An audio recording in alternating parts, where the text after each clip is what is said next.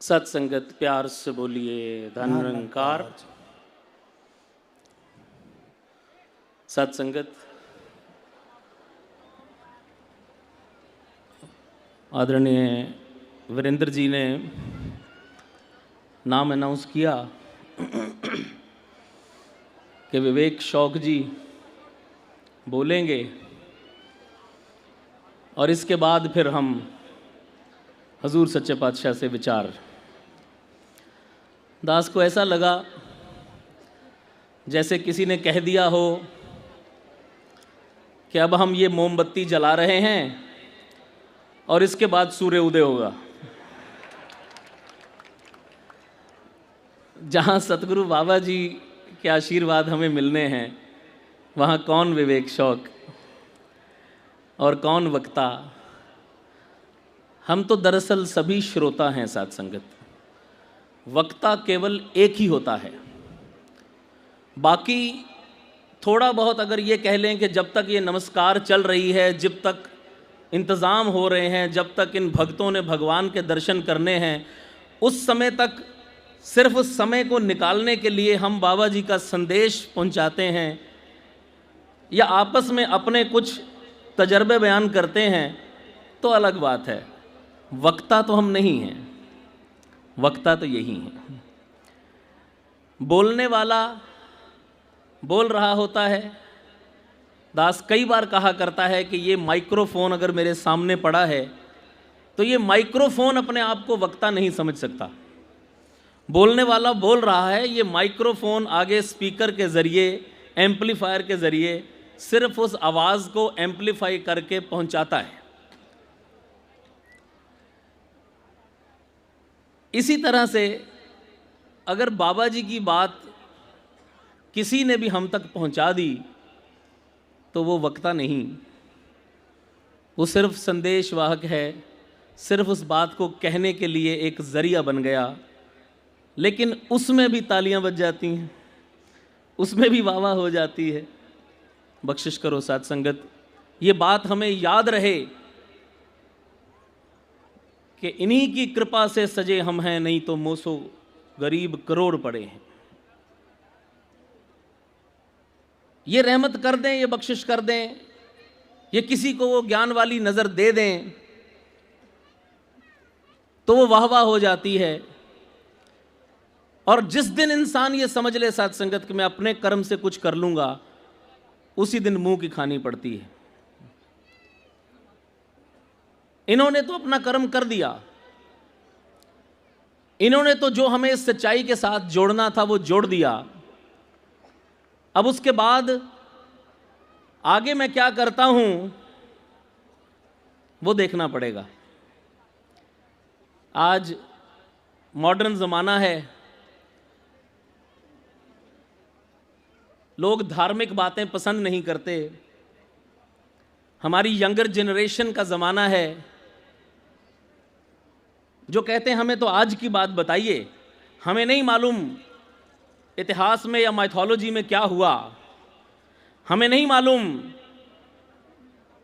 कि कैसे द्रौपदी की लाज रखी, हमें नहीं मालूम कि भीलनी के जूठे बेर कैसे खाए। आज ज़माना है आज के दौर का, आज के दौर की ही बात समझ में आती है, इसलिए वही बात करता हूं और उसमें हर्ज भी नहीं। क्योंकि साथ संगत, जब प्रभु पिता परमात्मा हर जगह है तो हर जगह से लिया जा सकता है, हर जगह देखा जा सकता है। आज मैकडॉनल्ड्स का ज़माना है, आज सबवे का ज़माना है। आपने भी देखा होगा, दास ने एक नज़ारा देखा, वो आपके चरणों में रखना चाहता हूं। एक सबवे में सैंडविच बनवाने के लिए खड़ा हुआ। आपने भी बहुत बार देखा होगा, दास ने भी देखा। आजकल हाइजीन का इतना ख्याल रखा जाता है कि वो पॉलीथीन के दस्ताने, ग्लव्स पहन के आपके लिए सैंडविच बनाते हैं ताकि हाथ की मैल या कोई किसी किस्म का कोई जर्म, कोई बैक्टीरिया जो है वो आपके सैंडविच में ना चला जाए, शुद्ध रहे। वो पॉलीथीन का सैंडविच, पॉलीथीन का ग्लव पहन के जो सैंडविच बनाया जाता है, अपनी तरफ से उसको बहुत साफ माना जाता है। दास भी खड़ा हुआ है, पंक्ति में, लाइन में खड़ा है, सबसे उनका ऑर्डर लेके उनका सैंडविच बनाया जा रहा है। उनमें से एक जो सेल्समैन था, एक जो बेच रहा था, बना रहा था, उसने किसी का सैंडविच बनाया और उसका वो दस्ताना अभी पहना हुआ था। दास की नजर गई तो एक नया नजारा देखा। वो पॉलीथीन का ग्लव उसने पहना हुआ है सैंडविच बनाने के बाद, उस दस्ताने को पहने पहने वो अपने कान में उंगली डाल के ऐसे खड़ा था।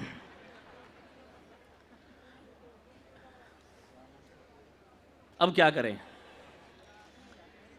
पहनाने वाला तो हमें सिर्फ पॉलीथीन का दस्ताना पहना सकता है, उसके बाद भी अगर उंगली हमने कान में ही डालनी है तो कौन मैल से बचाएगा?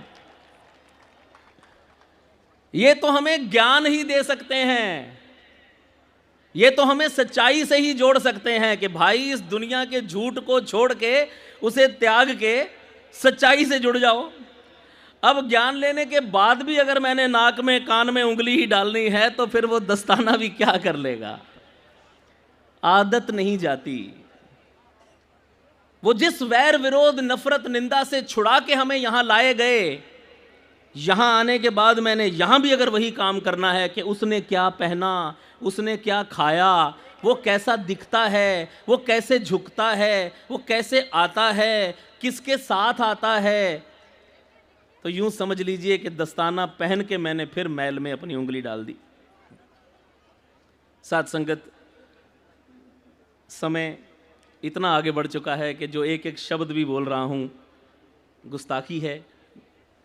ये बातें तो साथ संगत इनकी बातें हैं जो कभी ख़त्म ही नहीं होंगी। रात भर भी चलता रहे तो समय देखने का समय नहीं मिलेगा।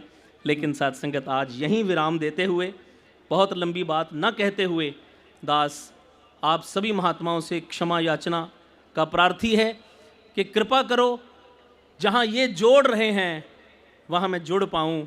मेरी हालत उस भिखारन जैसी ना हो जाए जिसके बारे में सुना करते थे कि वो मांग मांग के निवाले खाती थी और किसी राजा को तरस आ गया, उसने रानी बना दिया। रोटी के समय उठ के चली जाती थी मेज़ से।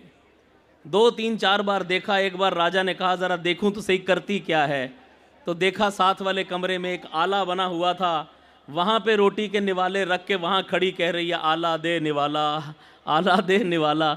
भीख मांग के खाने की आदत नहीं गई। इसने तो रानी बना दिया लेकिन अंदर से भिखारनी रह गई। बख्शिश करो, इन्होंने अपना कर्म कर दिया है, हम भी थोड़ा थोड़ा अपने कर्म की ओर ध्यान दें और वो भी इन्हीं के आशीर्वाद से होगा। इनसे आज यही दुआ, यही याचना करता हूँ कि हम सबको जो आपने ये नामदान दिया है, ये सच्चाई के साथ जोड़ा है, तो मुझे वो नज़र भी दे, मुझे वो सोझी भी दे, मुझे वो समझ भी दे कि मैं उसे अपने जीवन में अपना सकूं। क्योंकि ये हथियार इस्तेमाल करने के लिए होते हैं, अलमारी में संभाल के रखने के लिए नहीं होते।